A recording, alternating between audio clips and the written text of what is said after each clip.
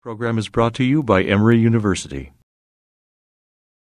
Last year, you and Steve Ennis and I went on a road trip together to Milledgeville, Georgia, where we spent the day at Andalusia Farm, where Flannery O'Connor had written and lived most of her writing life.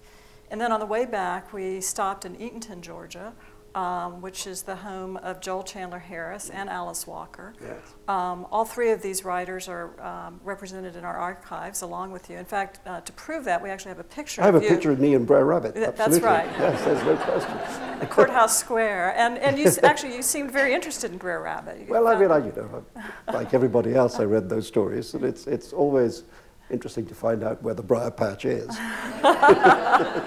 You know? I mean, it was that.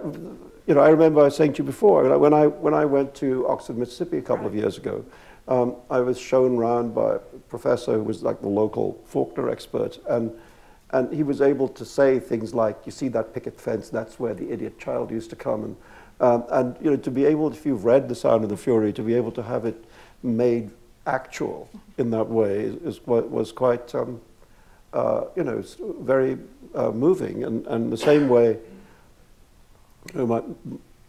Probably the cruelest short story in the English language is Flannery O'Connor's Good Country People. Right. And I mean, that is a terrible story.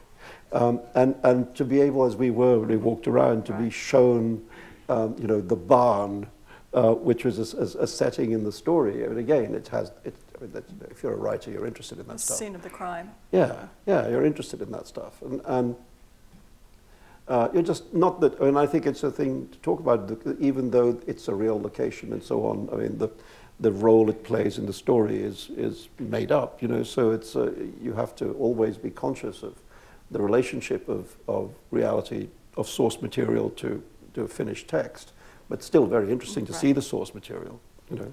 So